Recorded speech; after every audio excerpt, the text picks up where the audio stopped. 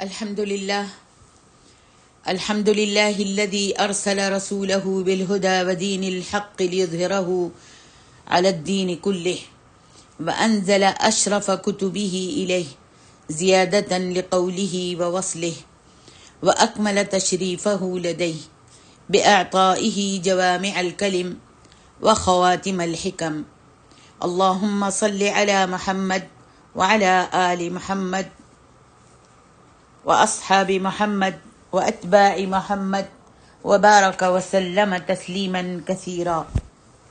السلام علیکم ورحمۃ اللہ وبرکاتہ. آج انشاءاللہ ہم 15ویں سپارے کا خلاصہ لیں گے. الحمدللہ اس سپارے کے بعد ہمارے 15 سپارے ہو جائیں گے. اللہ تعالیٰ عمل کی توفیق دے. آج ہم سورۃ الاسراء شروع کریں گے جو کہ 15ویں پارے سے شروع ہوتی ہے. فرمایا اللہ سبحانہ و تعالیٰ نے اس کی پہلی آیتوں میں سبحان الذی اسری بعبدہ لیلا من المسجد الحرام الی المسجد الاقصی الذی بارکنا حولہ لنریہ من آیاتنا انہ هو السمیع البصیر. پاک ہے وہ ذات جس نے سیر کرائی جو لے کر گیا مسجد حرام سے مسجد اقصی تک تاکہ ہم انہیں اپنی نشانیاں دکھائیں. پھر مسجد اقصی سے آسمان تک اور وہاں سے 7ویں آسمان تک لے جایا گیا. نبی علیہ السلام کو معراج کروائی گئی. معراج کی حقیقت یہ ہے کہ نبی علیہ السلام کو جسمانی طور پر سفر کرایا گیا اور عینی مشاہدہ تھا جو کروایا گیا. ہم اس کی کوئی تعویل نہیں کر سکتے کہ یہ خواب تھا یا کیا تھا، اور اتنا لمبا چوڑا سفر کیسے ایک رات میں مکمل ہو گیا یا ایک رات میں ممکن ہو گیا. یاد رکھیے اللہ سبحانہ و تعالیٰ کی وہ ذات ہے جس نے وقت یا ٹائم کو بھی بتایا ہے، اور جو شخص جو چیز بناتا ہے اسے اپنی مرضی سے جیسے چاہے چلا سکتا ہے. اللہ تعالیٰ نے اس وقت کو روکا یا چلایا یا کیا کیا یہ صرف اللہ ہی کو پتہ ہے. چونکہ یہ ایک معجزہ تھا اور انسانی ذہن سے بڑھ کر یہ معراج والا واقعہ رونما ہوا تھا. مسجد حرام سے نبی علیہ السلام کو مسجد اقصی لے جایا گیا بیت المقدس میں، اور وہاں نبی علیہ السلام نے تمام انبیاء کرام کی جماعت کرائی. اب وہاں انبیاء کے جسم اکٹھے کیے گئے یا ارواح اکٹھی کی گئیں، روحیں اکٹھی کی گئیں. اور یہ کیسے ہوا؟ یہ سب کچھ اللہ کے علم میں ہے اور اسی نے یہ سب کیا ہے، اور یہ قدرت کی نشانی ہے. پھر آسمان پہ لے جایا گیا، انبیاء سے ملاقات کروائی گئی، آپ فرشتوں سے بھی ملے، اور پھر اللہ سبحانہ و تعالیٰ سے باتیں بھی ہوئیں، اور یہیں پر 50 نمازیں بھی فرض کی گئیں. اور پھر حضرت موسیٰ علیہ السلام کی مشاورت سے، یہ معروف ہے اور آپ سب جانتی ہیں، موسیٰ علیہ السلام کے مشورے سے انہیں 5 نمازوں تک کم کروایا گیا. بارگاہ الہی میں اللہ کے دربار میں التجا کرتے ہوئے 5 نمازوں تک کم کروایا گیا. بعض لوگوں نے معراج کا انکار کیا ہے، وہ اس واقعے کو نہیں مانتے، اور یہ اس لیے ہے کہ وہ لوگ اللہ کی ذات کو ہی نہیں مانتے، اس واسطے معراج کو بھی نہیں مانتے. اور ہمارا عقیدہ یہ ہونا چاہیے کہ یہ واقعہ معراج واقعی منعقد ہوا تھا. کب ہوا، کیسے ہوا، یہ سب اللہ تعالیٰ کرنے پر قادر ہیں، کیونکہ وہی انسانوں کے اور وقت اور ٹائم کے اور سفر کے ہر چیز کے وہی بنانے والے خالق ہیں۔ وہ جسے چاہیں جسے چاہیں جیسے چاہیں استعمال کر سکتے ہیں۔ بے شک انسان خود اپنے آپ ایسا کارنامہ انجام نہیں دے سکتا، اور طبیعی عادتاً کسی کام سے ہٹ کر رونما ہونے ہی کو معجزہ کہا جاتا ہے۔ انسان کی سوچ میں وہ سب کچھ نہیں آ سکتا، اس لیے اس کو ایسے ہی مان لینا چاہیے جیسے قرآن و حدیث میں بیان ہوا ہے۔ پھر اسی صورت میں اللہ سبحانہ و تعالیٰ نے بنی اسرائیل کے 4 ادوار کا ذکر کیا ہے۔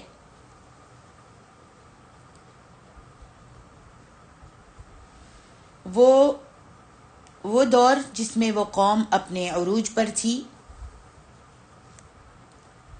پھر ان کے اوپر دوسری قوموں نے حملہ کیا اور ان کو بالکل تہس نہس کر دیا۔ پھر اس حملہ اور غارت گری کے بعد دوبارہ ان کو عروج ملا، اور پھر اس عروج کو بعد میں ٹائٹسٹ نے ختم کیا۔ تھوڑی سی مختصر آپ کو ہم بنی اسرائیل کی تاریخ بتاتے ہیں۔ جیسا کہ پہلے ہم نے پڑھا، حضرت یوسف علیہ السلام کے دور میں یہ لوگ مصر میں آباد ہو گئے تھے اور وہاں پر رہتے تھے۔ پھر وہاں جب فرعونیوں کی حکومت ہوئی اور مسلمانوں پر ظلم بہت بڑھ گئے، تو حضرت موسیٰ کو ان کی نجات کے لیے اللہ تعالیٰ نے بھیجا۔ تو حضرت موسیٰ بنی اسرائیل کو لے کر نکلے صحرائے سینا میں، اور جبل طور کے پاس پڑاؤ کیا، اور وہاں پر ہی آپ کو تورات عطا کی گئی۔ پھر وہاں سے فلسطین پر حملہ آور ہونے کا ان کو حکم دیا گیا۔ پھر انہوں نے اس وقت کہا تھا، فَاذْهَبْ أَنْتَ وَرَبُّكَ فَقَاتِلَا إِنَّا هَاهُنَا قَاعِدُونَ۔ موسیٰ کی قوم نے کہا تھا، اے موسیٰ تم اور تمہارا رب جا کر لڑو، ہم تو یہاں بیٹھے ہوئے، ہم نہیں لڑیں گے۔ پھر ان کو اس جہاد سے انکار کے جرم میں اللہ تعالیٰ نے سزا دی کہ یہ 40 سال تک صحرا میں رہیں گے۔ اس دوران جب یہ 40 سال تک صحرا میں رہے، جنگل میں رہے، اس دوران حضرت موسیٰ اور حضرت ہارون دونوں کا انتقال ہو گیا۔ اس صحرا میں جو ان کی نسل پروان چڑھی وہ بہادر تھی، جفاکش تھی، اور ان کے اندر وہ غلامی والی باتیں نکل چکی تھیں، ان کے اندر سے وہ غلامی والی باتیں نکل چکی تھیں۔ پھر حضرت یوشع بن نون پیغمبر آئے اور جہاد کیا انہوں نے، اور فلسطین فتح ہو گیا۔ پھر انہوں نے اس نبی کے ساتھ، بنی اسرائیل نے اس نبی کے ساتھ وہاں حکومت قائم کر لی، اور آس پاس کے علاقے فتح کرتے گئے اور حکومت قائم کرتے گئے۔ پھر انہوں نے حکومت کو 12 قبیلوں میں بانٹ لیا، لیکن چونکہ یہ ٹکڑوں میں حکومت تھی تو یہ خاص کچھ نہیں کر پائے۔ دوسرے لوگ آ کر ان کو مارتے چلے گئے، ختم کرتے چلے گئے۔ پھر انہوں نے اپنے نبی سے مطالبہ کیا کہ آپ اللہ سے کہیں کہ وہ ہمارا ایک بادشاہ بنا دے، ایک بادشاہ مقرر کر دے، ان تمام قبیلوں کو اکٹھا کر دے، جیسا کہ سورۃ البقرہ میں آتا ہے کہ طالوت نے جالوت کو ختم کیا تھا، طالوت کو ان کا بادشاہ بنا دیا گیا تھا۔ جالوت کا لشکر شکست کھا گیا۔ یوں بنی اسرائیل کو طالوت علیہ السلام کی سربراہی میں ایک مضبوط حکومت مل گئی۔ بعد میں حضرت طالوت کے جانشین حضرت داؤد ہوئے، اور حضرت داؤد کے بعد آپ کے بیٹے حضرت سلیمان بادشاہ بنے۔ اور حضرت سلیمان کی بادشاہت تو بہت مشہور ہے کہ جنوں انس پر، ہواؤں پر، پرندوں پر، ہر چیز پر ان کی حکومت تھی۔ جب حکومت سلیمان علیہ السلام کے پاس آئی تو یہ تقریباً 300 سال تک رہی، یعنی یوشع علیہ السلام کی قیادت میں فلسطین آزاد ہوا تھا، جب سے سلیمان علیہ السلام کے دور تک 300 سال کا دور تھا، اور یہ دوران بنی اسرائیل کا اور اس دوران بنی اسرائیل کا نقطہ عروج کہلاتا ہے۔ یہ دوران بنی اسرائیل کا نقطہ عروج کہلاتا ہے۔ پھر حضرت سلیمان علیہ السلام کے انتقال کے بعد یہ بادشاہت ان کے 2 بیٹوں میں منتقل ہو گئی، اور پھر یہ زوال پذیر ہوتے گئے، ان کی حکومت کو زوال آتا گیا۔ اور پھر نیبوکیڈ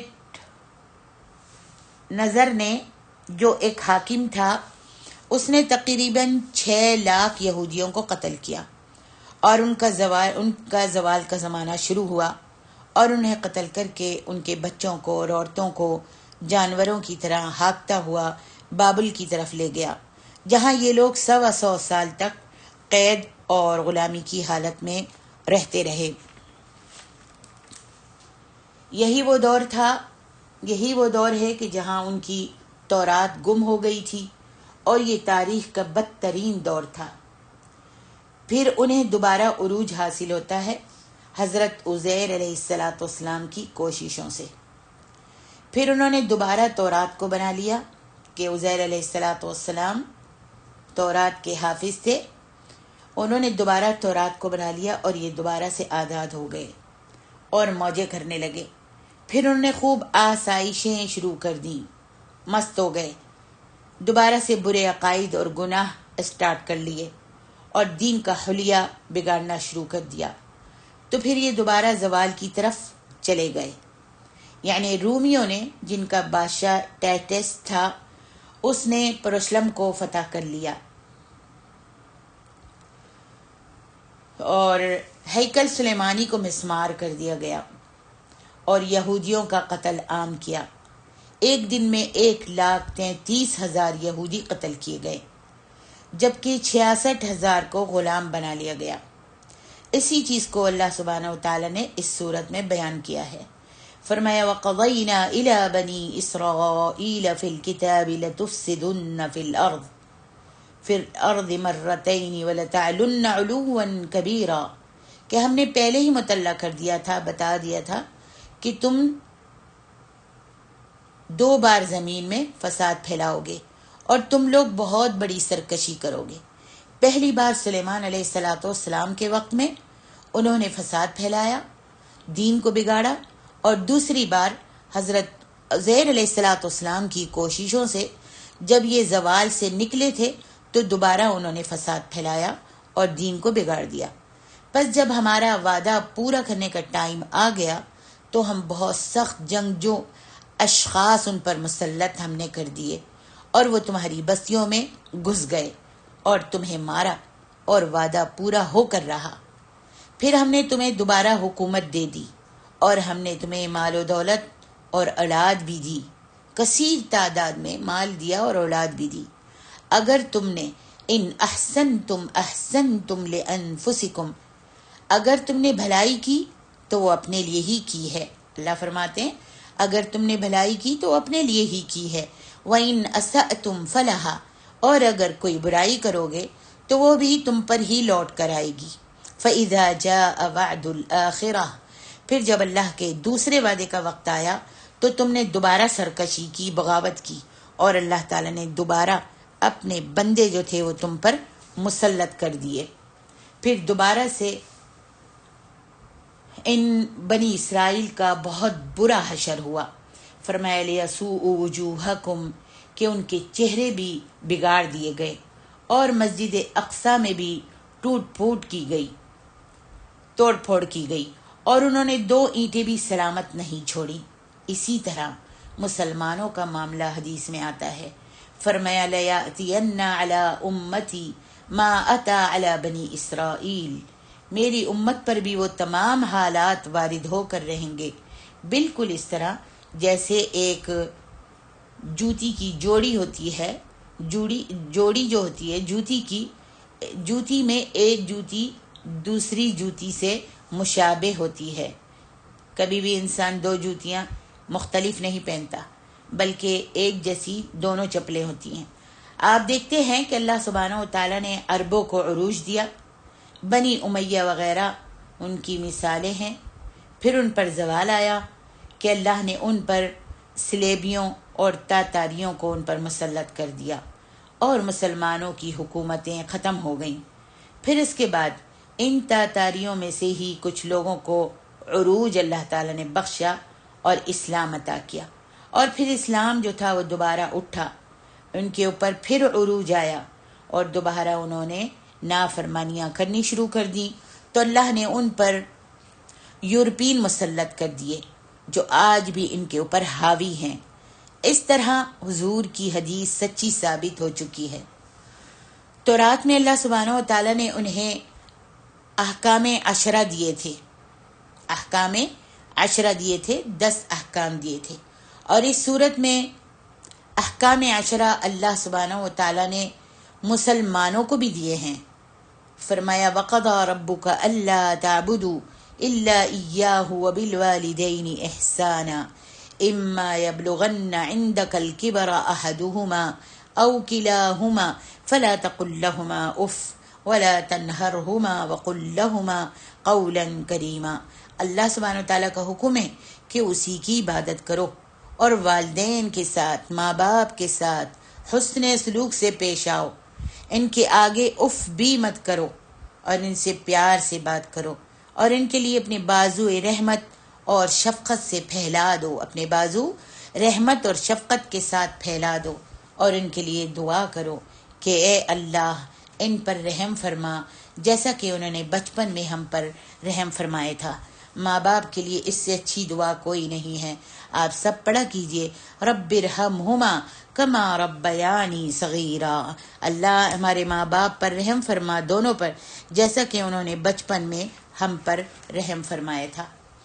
آگے حکم دیا کہ تم حق ادا کرو، قرابت داروں کا اور مسکینوں کا اور مسافروں کا، اور فضول مال جو ہے وہ مت اڑاؤ. ان المبذرین، بے شک فضول خرچی کرنے والے شیطان کے بھائی ہیں. قرآن کے اندر ولا تسرفو کے الفاظ بھی ہیں اور مبذر بھی کہا گیا ہے، دونوں کا مطلب ہی فضول خرچی ہے. ان دونوں میں فرق یہ ہے کہ اسراف اس کو کہتے ہیں کہ ضرورت کی چیز کو زیادہ بنا لیا. ان دونوں میں فرق یہ ہے، اسراف اور تبذیر میں فرق یہ ہے کہ اسراف اس کو کہتے ہیں کہ ضرورت کی چیز کو زیادہ بنا لیا. مثلا ایک وقت کا کھانا ہے اور آپ اس میں بہت سارے آئٹم بنا ڈالیں. آپ کی ضرورت سے زیادہ کپڑے بنوا لینا، اپنی ضرورت سے زیادہ کپڑے ڈریس بنوا لینا، یعنی حلال کاموں کے اندر زیادتی کرنا. جبکہ تبذیر اسے کہتے ہیں کہ ایسی چیزوں پر خرچ کرنا جو جائز اور درست ہی نہیں ہیں. خرچ کرتے وقت اللہ سبحانہ و تعالیٰ نے اعتدال کا حکم دیا ہے. فرمایا وَلَا تَجْعَلْ يَدَكَ مَغْلُولَةً إِلَىٰ عُنُقِكَ وَلَا تَبْسُطْهَا كُلَّ الْبَسْطِ. اپنے ہاتھوں کو اپنی گردنوں کے ساتھ نہ باندھو، یعنی بخل سے، اور نہ ہی کھلا چھوڑ دو، یعنی نہ ہی اتنی کنجوسی کرو کہ تم کچھ خرچ ہی نہ کرو، اور نہ ہی اتنا زیادہ خرچ کرو کہ تمہارے پاس کچھ بھی نہ بچے. بیچ کی راہ اختیار کرو، میانہ روی اختیار کرو. فرمایا وَلَا تَقْتُلُوا أَوْلَادَكُمْ خَشْيَةَ إِمْلَاقٍ، اور اپنی اولاد کو مفلسی اور غریبی کی وجہ سے قتل مت کرو. نَحْنُ نَرْزُقُهُمْ وَإِيَّاكُمْ، ہم ان کو اور تم کو دونوں کو ہم ہی رزق دیتے ہیں. ان کا قتل کرنا ان قتلہم کان خطأ کبیرا، ان کا قتل کرنا چاہے وہ پیٹ میں ہی گرا دیے جائے، بچے کو ساقط کر دیے جائے، یا پھر آپریشن کر کے بچہ نکلوا دیے جائے، کوئی بھی طریقہ استعمال کرنا بچے کا قتل کہلاتا ہے. فرمایا بچے کا قتل کرنا ان قتلہم کان خطأ کبیرا، بہت بڑا گناہ ہے. پھر فرمایا ولا تقربوا الزنا، اور زنا کے قریب مت جانا، یعنی ایسے کاموں میں مت پڑو جو تمہیں زنا کی طرف راغب کریں. زنا کے قریب بھی نہیں جانا، مطلب یہ ہے کہ ایسے کاموں میں مت پڑو جو تمہیں زنا کی طرف راغب کریں.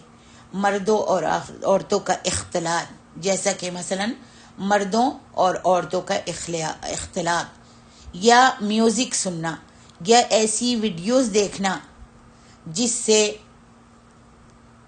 آنکھوں کا زنا ہو، کانوں کا زنا ہو، دل کا زنا ہو، وغیرہ وغیرہ۔ وَلَا تَقْتُلُوا النَّفْسَ الَّتِي حَرَّمَ اللَّهُ إِلَّا بِالْحَقِّ، اور کسی کو ناجائز قتل مت کرنا۔ پھر فرمایا اور یتیم کا مال مت کھانا، یتیم کا مال مت کھانا۔ وَلَا تَقْرَبُوا مَالَ الْيَتِيمِ وَأَوْفُوا بِالْعَهْدِ، اور اپنے عہد کو پورا کرنا اور پیمانے کو انصاف سے پورا کرو، وعدے کو انصاف سے پورا کرو، اور ایسی چیز کے پیچھے مت پڑو جس کا تمہیں علم نہیں ہے، ایسی چیز کے پیچھے مت پڑو جس کا تمہیں علم نہیں ہے۔ اس کا ایک معنی یہ بھی ہو سکتا ہے کہ بے بنیاد باتوں پر اپنے عقائد مت بناؤ۔ مثلا جو تصوف کے حوالے سے جو عقائد ہمارے یہاں ہیں جن کی بنیاد قرآن و سنت نہیں ہے، اس میں اکثر تصوف کے خلاف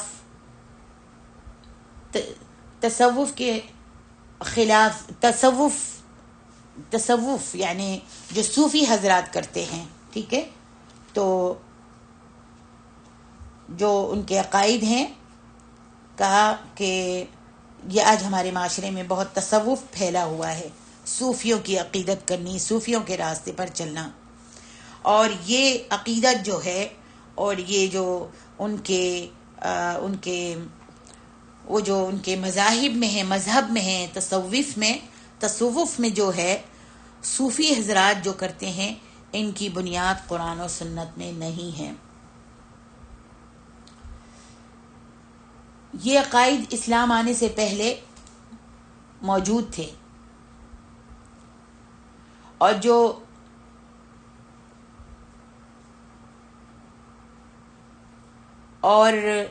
یہ عقائد جو ہیں جو صوفی حضرات کرتے ہیں اور بتاتے ہیں، ان کے عقائد اور نظریات یا تو یونانی فلسفہ پر ہیں یا پھر ہندو نظریوں پر ہیں۔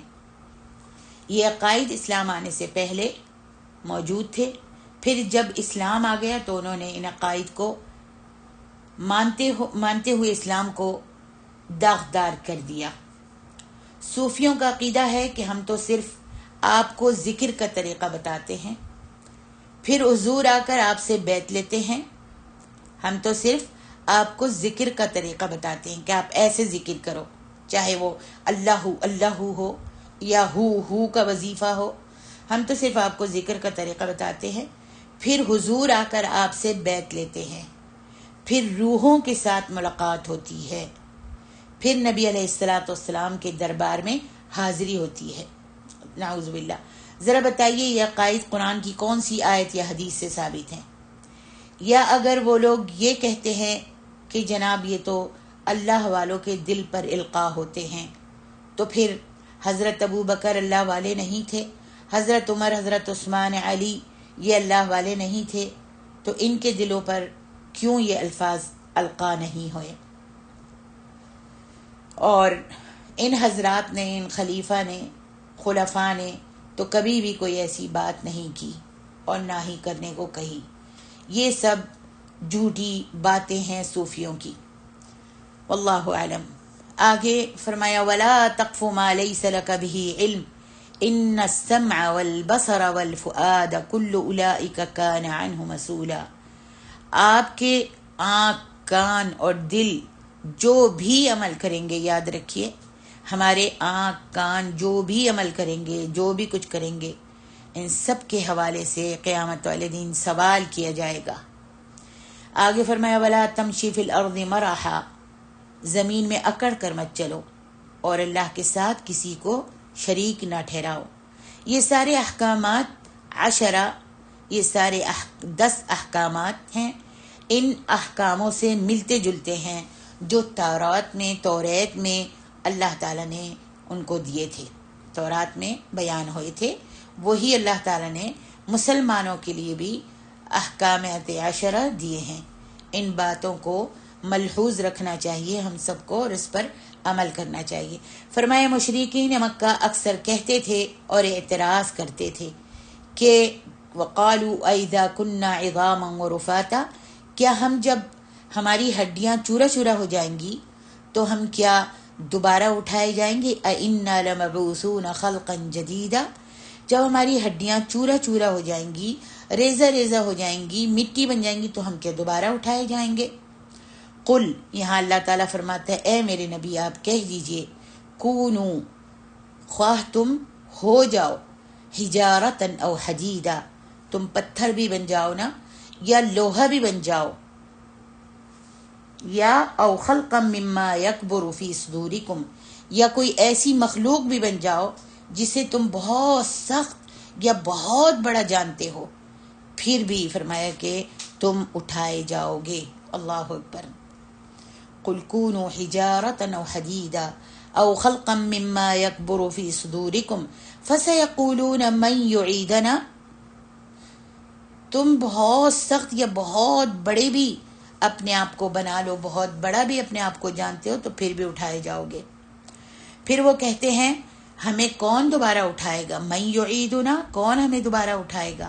اے نبی اللہ نے فرمایا قل، آپ کہہ دیجئے الذی فطرکم اول مرہ، وہی ذات اٹھائے گی جس نے تمہیں پہلی مرتبہ اٹھایا، پہلی مرتبہ تم کو پیدا کیا، پہلی مرتبہ تم کو پیدا کیا۔ فَسَيُنْغِضُونَ إِلَيْكَ رُؤُوسَهُمْ، جب وہ یہ سنتے ہیں تو اپنے سر تعجب سے ہلانے لگتے ہیں اور کہتے ہیں متى ہوا، یہ کب ہوگا ایسا؟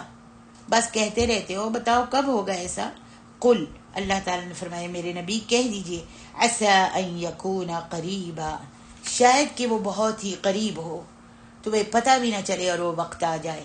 یعنی ان کا اعتراض یہ تھا کہ اتنے چھوٹے چھوٹے سے ریزہ ذرات ہونے کے بعد کیسے دوبارہ جمع ہوں گے اور اٹھائے جائیں گے؟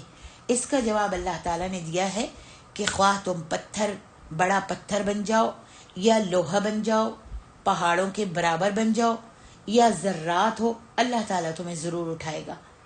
آگے فرمایا قیامت کا علم اللہ نے کسی اور کو نہیں دیا۔ فَيَسْأَلُونَكَ عَنِ السَّاعَةِ، قیامت کا علم اللہ نے کسی کو نہیں دیا۔ پھر مشرکین مکہ نے 3 سوال نبی علیہ الصلوۃ والسلام سے کیے تھے۔ وہ سوال کیا تھے؟ وہ 3 سوال یہ تھے کہ روح کیا چیز ہے، دوسرا سوال تھا کہ اصحاب کہف کون ہیں، تیسرا یہ سوال تھا کہ ذوالقرنین کون ہیں۔ روح والے سوال کا جواب اس سورت بنی اسرائیل میں ہے، اور اصحاب کہف اور ذوالقرنین کا جواب سورت الکہف میں دیا گیا ہے۔ آپ صلی اللہ علیہ وسلم سے جب یہ سوال پوچھا گیا تو آپ خاموش ہو گئے کہ آپ اپنی مرضی سے کچھ نہیں بتاتے تھے جب تک کہ وحی نہیں آتی تھی۔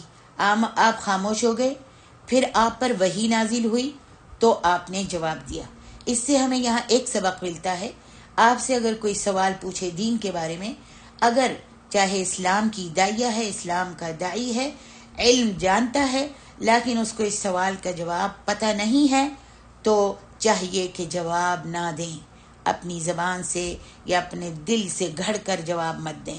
آپ کہہ سکتے ہیں کہ واللہ اعلم، یا میں دیکھ کر بتاؤں گی حدیث میں کیا مسئلہ ہے۔ اپنی شرم ہٹانے کے لیے یا اپنے آپ کو بے عزتی سے بچانے کے لیے کہ بھئی اب انہوں نے سوال کیا ہے تو جواب نہیں دوں گی تو کتنا برا ہوگا، کہیں گی کہ یہ تو اپنے آپ کو پڑھی لکھی اور شریعت جاننے والی داعیہ کہتی ہیں اور یہ ہمارے سوال کا جواب نہیں دے رہی۔ نہیں، بلکہ دیکھیے نبی علیہ الصلوۃ والسلام سے بھی سوال پوچھتے تھے کفار، لیکن آپ خاموش ہو جاتے تھے، وحی کا انتظار کرتے تھے، اپنی طرف سے کوئی جواب نہیں دیتے تھے۔ پھر جب آپ پر وحی نازل ہوئی تو آپ نے جواب دیا، فرمایا وَيَسْأَلُونَكَ عَنِ الرُّوحِ قُلِ الرُّوحُ مِنْ أَمْرِ رَبِّي وَمَا أُوتِيتُم مِّنَ الْعِلْمِ إِلَّا قَلِيلًا۔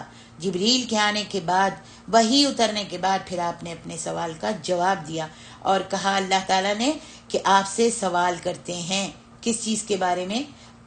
روح کے، یعنی روح کے بارے میں۔ فرمایا قل، آپ کہہ دیجئے الروح من امر ربی، آپ کہہ دیجئے روح اللہ کے امر میں سے ہے۔ تمہیں روح کے بارے میں علم نہیں دیا گیا مگر بہت تھوڑا، تو روح کے بارے میں کوئی بھی نہیں جانتا کہ روح کیا چیز ہے۔ یہ اللہ کی طرف سے ایک طاقت ہے جو انسان کو عطا کی گئی ہے۔ بہت لوگوں کے بہت سارے روحوں کے حوالے سے نظریات ہیں، جبکہ حقیقت صرف اللہ سبحانہ و تعالیٰ کو معلوم ہے۔ روح کی حقیقت صرف اللہ سبحانہ و تعالیٰ کو معلوم ہے۔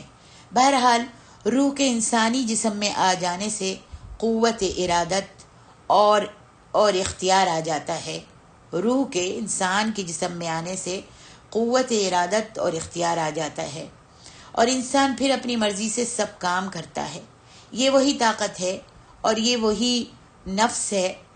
اسی لیے کہا گیا ہے کہ اصلاح نفس کریں تاکہ آپ کے باقی کے اعمال بھی ٹھیک ہو جائیں۔ تو ہمیں اپنا تزکیہ نفس کرتے رہنا چاہیے۔ بعض لوگوں نے کہا ہے کہ روح کا مطلب وحی ہے، تو ان کے لیے یہ جواب ہے کہ اللہ سبحانہ و تعالیٰ نے روح کا استعمال انسانی جان کے حوالے سے کیا ہے۔ دوسری بات، اگر اس سے مراد وحی ہوتی تو وحی تو نبی علیہ السلام پر دن رات نازل ہو رہی تھی، تو پھر آپ صلی اللہ علیہ وسلم کو جواب دینے میں دیر کیوں لگی؟ وہ خاموش اس لیے رہے کہ ان کا سوال جان کے بارے میں یعنی روح کے بارے میں تھا۔ اس لیے آپ خاموش رہے کہ ان کا سوال جان کے بارے میں یعنی روح کے بارے میں تھا۔ اس کے بعد سورۃ الکہف ہے، اور بقیہ 2 سوالوں کے جواب بھی اس سورۃ الکہف میں دیے گئے ہیں، اور ان دونوں صورتوں کے مضامین بھی آپس میں ملتے ہیں۔ آئیے دیکھتے ہیں سورۃ الکہف کی کیا فضیلت ہے۔ سورۃ الکہف کی فضیلت یہ ہے کہ اس کی پہلی 10 آیات اور آخری 10 آیات خاص طور پر دجال سے بچنے کے لیے پڑھی جاتی ہیں، اور جمعے کے دن سورۃ الکہف کی تلاوت بھی کی جاتی ہے۔ اس میں اصحاب کہف کا بھی ذکر ہے، اور اسی کی نسبت سے اس سورت کا نام بھی کہف ہے۔ یہودیوں کا دوسرا جو سوال تھا کہ اصحاب کہف کون ہیں، کیا ہیں، یہاں ان کا جواب دیا جائے گا۔ یہ روم کی حکومت تھی، اس کا بادشاہ دقیانوس تھا۔ اس کے سامنے چند نوجوانوں کو پیش کیا گیا جو عیسائی تھے اور اسلام لے آئے تھے، موحد بن گئے تھے، شرک انہوں نے چھوڑ دیا تھا۔ ان چند نوجوانوں کو بادشاہ کے سامنے پیش کیا گیا، تو ان سے اس بادشاہ نے کہا کہ یا تو تم اپنا دین چھوڑ دو، یا پھر تم سولی پر چڑھنے کے لیے میرے عقاب کے لیے، میرے عذاب کے لیے تیار ہو جاؤ۔ تو انہوں نے آپس میں ان چند جوانوں نے مشاورت کی، آپس میں مشورہ کیا، اور رات کے اندھیرے میں وہ بھاگ نکلے، اور پھر انہوں نے ایک غار میں پناہ لے لی، اور اللہ تعالیٰ نے ان کو سلا دیا۔ اللہ سبحانہ و تعالیٰ فرماتے ہیں ہم ان کو ان کا قصہ حق کے ساتھ سناتے ہیں۔ ہم آپ کو، اللہ تعالیٰ اپنے نبی کو کہتے ہیں میرے نبی، ہم ان کا قصہ آپ کو حق کے ساتھ سناتے ہیں، یعنی سچائی کے ساتھ سناتے ہیں کہ وہ چند نوجوان تھے جو اپنے رب پر ایمان لائے ہوئے تھے، موحد بن گئے تھے۔ اللہ سبحانہ و تعالیٰ نے انہیں ہدایت دے دی تھی۔ یوں جب وہ غار میں سو رہے تھے، وَتَرَى الشَّمْسَ اِذَا طَلَعَتْ تَزَاوَرُ عَنْ كَهْفِهِمْ، تو جب وہ سو گئے تو اللہ نے ان کو موت دے دی، مر گئے۔ تو وَتَرَى الشَّمْسَ اِذَا طَلَعَتْ تَزَاوَرُ عَنْ كَهْفِهِمْ، اللہ تعالیٰ ان کی موت کا اور ان کے سونے کا اس غار میں نقشہ بیان کر رہا ہے۔ فرمائے کہ سورج جو تھا ان کے دائیں اور بائیں سے نکال دیا جاتا تھا۔ اللہ تعالیٰ سورج کی روشنی، سورج دائیں اور بائیں سے نکال دیا جاتا تھا اللہ کے حکم سے، ان کو دھوپ نہیں پڑتی تھی۔ سورج کبھی دائیں سے نکلتا تھا، کبھی بائیں سے نکلتا تھا، کہ ان غار والوں کو دھوپ نہیں پڑتی تھی۔ وَكَلْبُهُمْ بَاسِطٌ ذِرَاعَيْهِ، اور ان نوجوانوں کے ساتھ ان کا ایک کتا بھی تھا، اس کو بھی اللہ تعالیٰ نے موت دے دی تھی، اور وہ اپنے بازو پھیلا کر ایسے ہی وہاں پر فوت ہو گیا تھا، مرا ہوا تھا۔ ان کی تعداد کے بارے میں اللہ فرماتے ہیں آپ کہہ دیجئے کہ ان کی تعداد کے بارے میں ان کا رب ہی جانتا ہے۔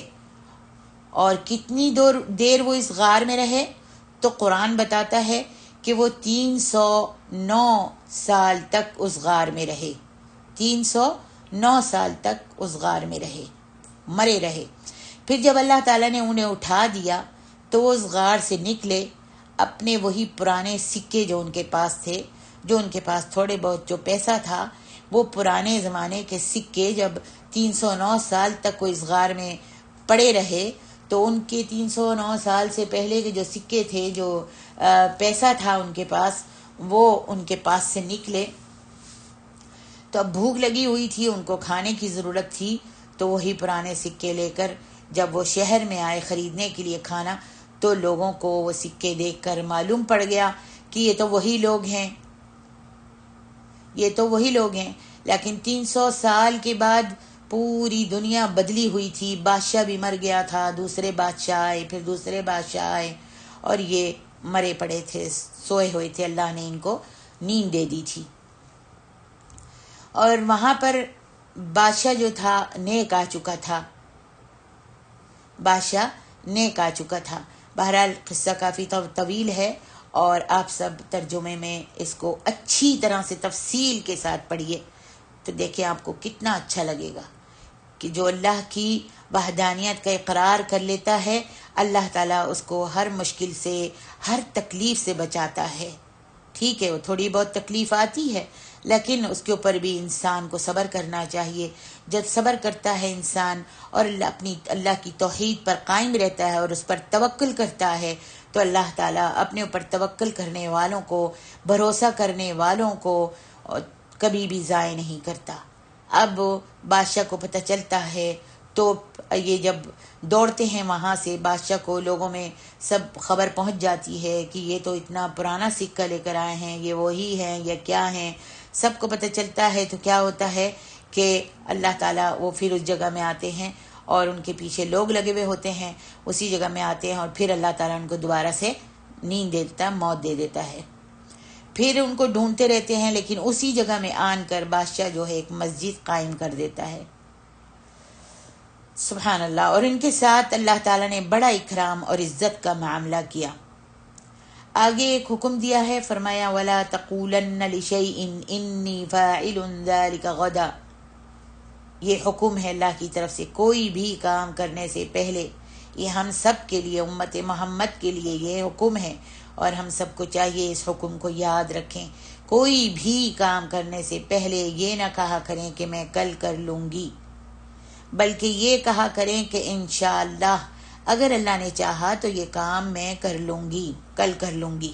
ٹھیک ہے، ایسے کہنا چاہیے، اس لیے کہ آپ کے کہنے سے کچھ نہیں ہوتا. آپ کہیں گی کل کر لوں گی، شاید آپ کو بھول جائے، آپ کو یاد نہ رہے. لیکن اگر آپ نے انشاءاللہ کہا، یہ اللہ تعالیٰ حکم کر رہا ہے اپنے نبی کو. کس طریقے سے؟ اس میں بھی ایک قصہ ہے کہ اللہ کے رسول صلی اللہ علیہ وسلم سے کافروں نے کافی سوال کیے، اور نبی صلی اللہ علیہ وسلم نے اس خیال سے کہ کل جبریل آئیں گے تو میں ان کے سوالوں کا جواب دے دوں گا، کہا کہ میں آپ کے سوالوں کا جواب کل دوں گا. لیکن اللہ سبحانہ و تعالیٰ نے 19 دن یا 18 دن تک کوئی وحی نہیں بھیجی، جبریل ہی نہیں آیا. لوگ کفار مکہ بہت آپ کو تنگ کرتے تھے کہ تم نے تو کہا تھا کل جواب دے دوں گا، اب جواب کیوں نہیں دیتے. تو اللہ سبحانہ و تعالیٰ نے جب 18 دن بعد یا 19 دن بعد جب فرشتہ آیا جبریل، تو اس نے کہا وَلَا تَقُولَنَّ لِشَيْءٍ إِنِّي فَاعِلٌ ذَلِكَ غَدًا. آپ جب بھی کوئی کام کرنے کا ارادہ کریں تو یہ نہ کہا کریں کہ میں کل کر دوں گا. آپ کی مرضی کسی چیز میں نہیں چلتی، بلکہ کہا کریں انشاءاللہ. وَلَا تَقُولَنَّ لِشَيْءٍ إِنِّي فَاعِلٌ ذَلِكَ غَدًا إِلَّا أَن يَشَاءَ اللَّهُ أَكْبَرُ. اللہ اکبر. یہ کہا کریں کہ انشاءاللہ میں یہ کام کل کر دوں گا، یا کام یہ کل ہو جائے گا. ٹھیک ہے، انشاءاللہ کہنا جو ہے وہ ہم سب کے لیے ضروری ہے. یہاں سے بھی ہم کو ایک سبق ملتا ہے اور معلوم ہوتا ہے کہ اللہ کے رسول صلی اللہ علیہ وسلم اپنی مرضی سے کچھ نہیں کر سکتے تھے جب تک کہ اللہ سبحانہ و تعالیٰ کا حکم نہ ہو. آپ کی مرضی بھی نہیں چلتی جب تک کہ اللہ نہ چاہے. تو پھر آج کل کے یہ پیر فقیر، یہ بڑے اولیاء بزرگان دین اپنی مرضی سے ہماری بگڑیاں بناتے ہیں، اپنی مرضی سے ہم کو اولاد دے سکتے ہیں، اپنی مرضی سے زندے کو مردہ کر سکتے ہیں، نعوذ باللہ. یا پھر خلقت کو بدل سکتے ہیں، لڑکا ہے تو لڑکی بنا سکتے ہیں، اور لڑکی ہے تو لڑکا بنا سکتے ہیں، نعوذ باللہ. اگر یہ سارے کام کرنے والی کوئی ہستی ہوتی اللہ کے بعد، وہ تمہارے اور میرے پیارے نبی محمد صلی اللہ علیہ وسلم ہوتے. ان سے بڑا کوئی بھی نہیں ہے. پھر آگے دو انسانوں کا اللہ تعالیٰ ذکر کرتے ہیں، وَاضْرِبْ لَهُمْ مَثَلَ الرَّجُلَيْنِ، جس میں ایک بہت امیر آدمی تھا. یہ قصہ میں اپنی زبانی آپ سے بیان کرتی ہوں کہ جس میں 2 آدمی تھے، اور ایک جو تھا بہت امیر تھا، اور وہ اپنی دولت کے چکر میں اللہ کو بھول بیٹھا تھا، بڑا مالدار تھا، اور دوسرا اتنا امیر تو نہیں تھا لیکن اللہ نے اسے ہدایت دے رکھی تھی۔ تو اس شخص نے دولت مند شخص کو نصیحت کی کہ اللہ نے تمہیں بہت سی نعمتیں دے رکھی ہیں، تم اللہ کو بالکل ہی بھولے ہوئے ہو، تمہیں چاہیے کہ ہر وقت اللہ کا شکر ادا کرو، اللہ کا ذکر کرو اور اللہ کے بن کر رہو، شکر گزاری میں زندگی بسر کرو۔ اس پر اس دولت مند شخص نے بہت تلخ انداز میں جواب دیا کہ مجھے یہ ساری نعمتیں اس لیے ملی ہوئی ہیں کہ میں اللہ تعالیٰ کا چہیتا ہوں، انا اکثر منک مالا واعز نفرا، میں اللہ تعالیٰ کا چہیتا ہوں، اللہ نے اس لیے مجھ کو، اور میری اللہ کے پاس بہت ہی میری عزت جو ہے اللہ کے پاس بہت ہے، اسی لیے تو اللہ نے مجھ کو مال و دولت سے نوازا ہے۔ آج بھی ہمارے معاشرے میں بہت سے لوگ یہی سمجھتے ہیں کہ اللہ تعالیٰ نے اتنی خوشیاں دی ہیں، اتنی اولاد دی ہے، صحت عافیتیں دی ہیں، مال و دولت سے نوازا ہے، تو وہ پھولے نہیں سماتے اور سمجھتے ہیں کہ اللہ تعالیٰ ہم سے راضی ہے، تو اللہ نے ہم کو یہ ساری نعمتیں دی ہیں، اور اس شخص کو بھی دی ہوئی تھی، تو وہ ناشکری کی حد تک پہنچ گیا تھا، بغاوت تک پہنچ گیا تھا، اور اللہ سبحانہ و تعالیٰ کا نہ ذکر کرتا تھا، نہ یاد کرتا تھا اس کو، اور نہ اپنی مستیوں میں، دنیا میں اپنی مال و دولت کی مستی میں بیٹھا ہوا تھا۔ پھر تکبر میں آ گیا تھا اور کہا کہ اپنے اس ساتھی کو کہا کہ تمہاری تو میرے مقابلے میں کوئی حیثیت ہی نہیں ہے۔ تو دوسرے والے نے، جو بیچارہ غریب تھا، اس نے کہا کہ تم ایسے مت اتراؤ، مت غرور کرو، اللہ چاہے تو سب کچھ ختم کر سکتا ہے۔ تو اس نے کہا یہ کیسے ختم ہو سکتا ہے، میں تو بہت تدبیریں کر کے بیٹھا ہوا ہوں، میرے پاس تو بہت ساری تدبیریں ہیں، اور میں تو کچھ نہیں ہو سکتا، یہ میرا مال اور یہ میری دولت، میری خوشیاں کون لوٹ سکتا ہے، کیسے ختم ہو سکتی ہیں، یہ بات تو ممکن ہی نہیں ہے۔ تو اللہ سبحانہ و تعالیٰ نے فرمایا، پھر وہ جب رات کو سو گیا تو اس کی کھیتی جو تھی پوری کی پوری الٹ دی گئی، جل گئی، راکھ ہو گئی۔ پھر وہ جو بھی کھیتی باڑی، پھل وغیرہ جو بھی کچھ تھا اس کے پاس، وہ سب اللہ سبحانہ و تعالیٰ نے راکھ کر دیے، جل گئی، ہوا آئی۔ فَأَصْبَحَ يُقَلِّبُ كَفَّيْهِ عَلَى مَا أَنفَقَ فِيهَا وَهِيَ خَاوِيَةٌ عَلَى عُرُوشِهَا۔ پھر کیا ہوا، جب اس نے دیکھا صبح کو اٹھ کر، تو پھر وہ ہاتھ ملتا رہ گیا۔ فَأَصْبَحَ يُقَلِّبُ كَفَّيْهِ، وہ اپنے ہاتھوں کو ملتا رہ گیا جب اس نے اپنی بستی، اپنا باغ ایسے دیکھا، اس پر کہ جو وہ باغ، جس باغ پر وہ سرمایہ کاری کے ذریعے لگا چکا تھا، جتنا بھی مال وہ اپنے اس باغ پر لگا چکا تھا، اس کے ضائع ہو جانے پر وہ اپنے ہاتھ ملتا رہ گیا اور افسوس کرتا رہ گیا کہ سب کچھ تباہ ہو گیا۔ وہ باغات سارے کے سارے گر پڑے۔ پھر وہ کہنے لگا کہ کاش میں نے، لَكِنَّهُ اللَّهُ رَبِّي وَلَا أُشْرِكُ بِرَبِّي أَحَدًا، کاش میں نے اپنے رب کے ساتھ کسی کو شریک نہ ٹھہرایا ہوتا۔ اللہ اکبر۔ ہمیں اس قصے سے یہ نصیحت ملتی ہے کہ ہمیں ہر حال میں اللہ کا شکر ادا کرنا چاہیے، اگر اللہ تعالیٰ نے ہمیں زیادہ دیا ہوا ہے تب بھی، اور اگر کچھ تنگی ہے تب بھی، اگر تنگی ہے، روزی رزق کی فراوانی نہیں ہے، تب بھی ہم کو شکر ادا کرنا چاہیے۔ ناشکری والی تو کوئی بات ہے ہی نہیں۔ انسان جب تک سانس لے رہا ہے، اللہ اسے مسلسل ہر قسم کا رزق تو مہیا کیے جا رہا ہے، چاہے کم ہو یا چاہے زیادہ ہو، مگر مستقل رزق اسے مل رہا ہے۔ تو صبر اور شکر جو ہے مستقل کرتے رہنا چاہیے۔ پھر اگر اس قصے پر ہم غور کریں تو اس شخص نے کوئی شرک نہیں کیا تھا، جو مالدار شخص تھا اس نے کوئی شرک نہیں کیا تھا، بلکہ اس کا جتنا زور تھا وہ دنیاوی اسباب پر تھا، اور اس کا یہ خیال اور نظریہ تھا کہ اس نے اللہ کو چھوڑ کر دنیاوی اسباب پر توکل کر رکھا تھا کہ میں نے تو اتنی تدبیریں کرنے والا ہوں اور میرا یہ کیسے جا سکتا ہے، میں نے تو اتنا مال لگایا ہے، کیسے مجھ سے کوئی چھین سکتا ہے، کیسے یہ سب ہلاک تباہ ہو سکتا ہے۔ اس کا جتنا بھی اختیار اور زور تھا وہ دنیاوی اسباب پر تھا، اس نے دنیاوی چیزوں پر توکل کیا ہوا تھا، اور اس کا یہ خیال اور نظریہ تھا کہ اس نے اللہ کو چھوڑ کر دنیاوی اسباب پر توکل کر رکھا تھا. یہی اس کی بہت بڑی غلطی تھی، کیونکہ پورا توکل صرف اور صرف اللہ کی ذات پر ہی ہونا چاہیے. تو ہمیں یہ یاد رکھنا ہے کہ ہم نے کسی بھی چیز کو اتنی اہمیت نہیں دینی کہ اللہ کی حیثیت نعوذ باللہ اس کے سامنے ثانوی حیثیت ہو جائے، تو پھر یہ تقریباً شرک کے برابر ہو جاتا ہے. فرمایا المال والبنون زینت الحیات الدنیا. پھر فرمایا کہ مال اور بیٹوں کے حوالے سے فرمایا مال اور بیٹے دنیاوی زندگی کی زینت ہیں.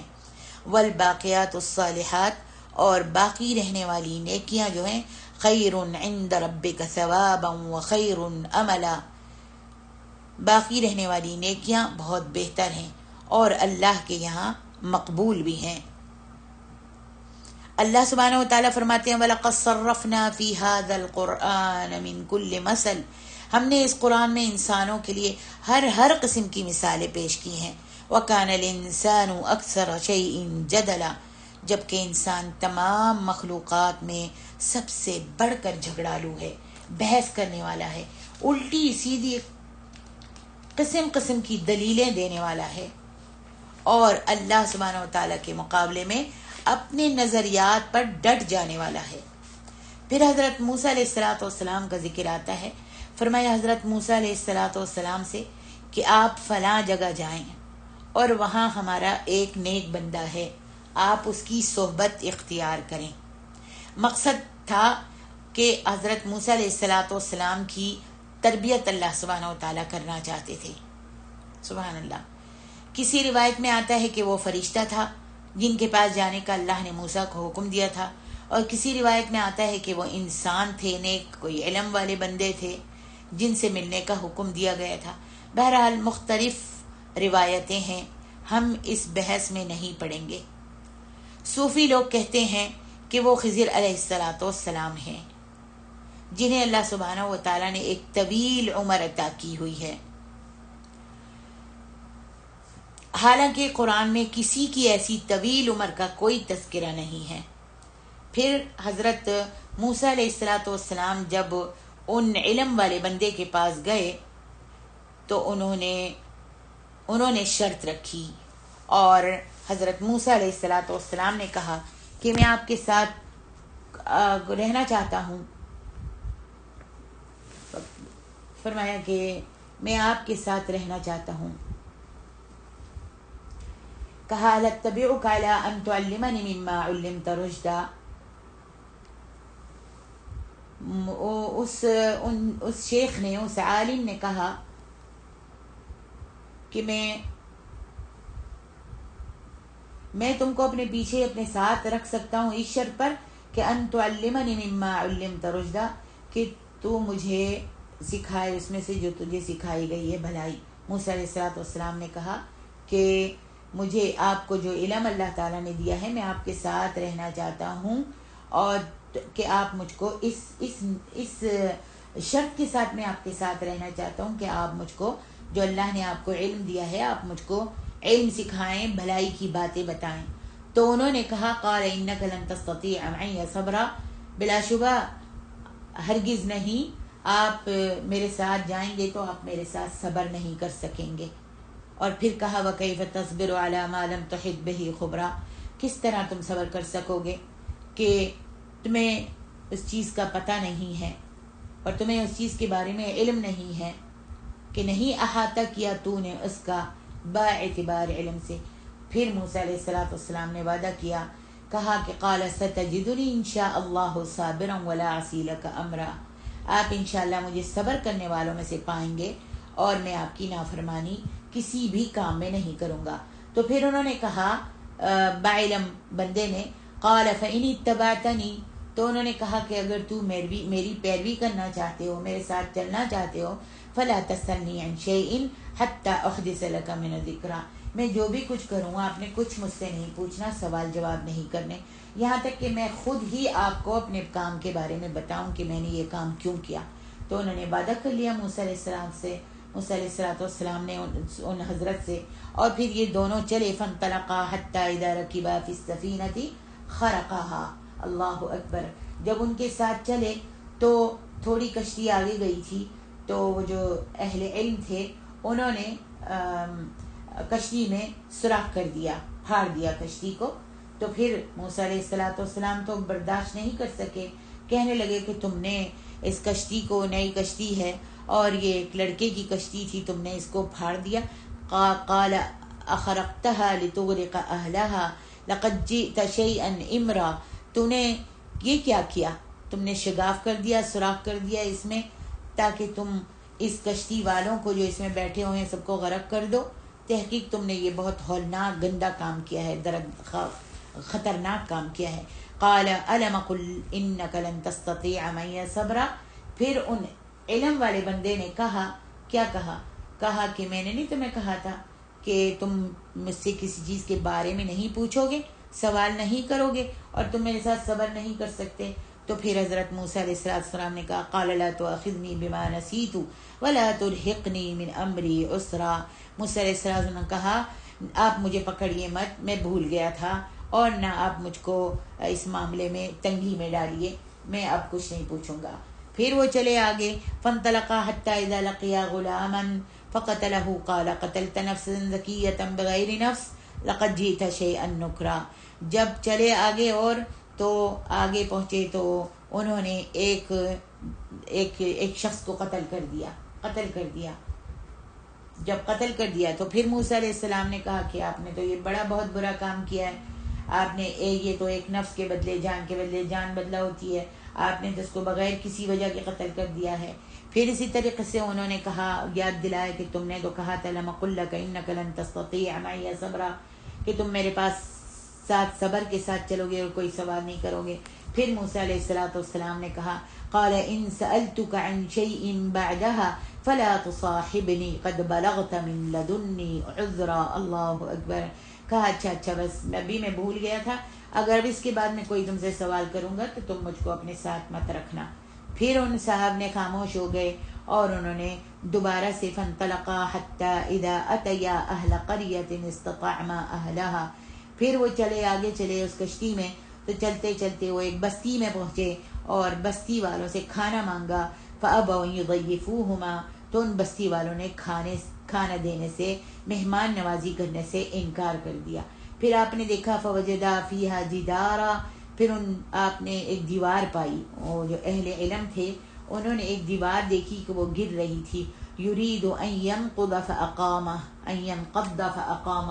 انہوں نے دیکھا کہ یہ دیوار گر رہی ہے تو پھر انہوں نے اس کو سیدھا کر دیا، انہوں نے اس کی مرمت کر دی اور اس دیوار کو سیدھا کر دیا.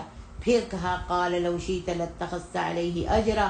اب بھی حضرت موسیٰ سے صبر نہیں ہوا اور انہوں نے پھر دوبارہ کہا کہ دیکھو انہوں نے مہمان نوازی بھی نہیں کی تھی، ہم نے کھانا مانگا تو، اور آپ نے بغیر مزدوری لیے اس کی دیوار کو ٹھیک کر دیا. بہرحال اب پھر بعد میں جب اتنا دوبارہ تیسری دفعہ جب حضرت موسیٰ علیہ السلام نے سوال کیا اور بولے اور صبر نہ کر سکے تو ان شخص نے کہا قال ھذا فراق بینی و بینک. اللہ تعالیٰ کے نیک بندے نے کہا، کیا کہا؟ چلو بھائی اب جدائی ہے میرے اور تمہارے درمیان. اب کہا سأنبئک بتأویل ما لم تستطع علیہ صبرا. اب میں تم کو بتاتا ہوں کہ وہ جو میں نے کام کیے ہیں تین وہ کس لیے کیے تھے. اللہ اکبر.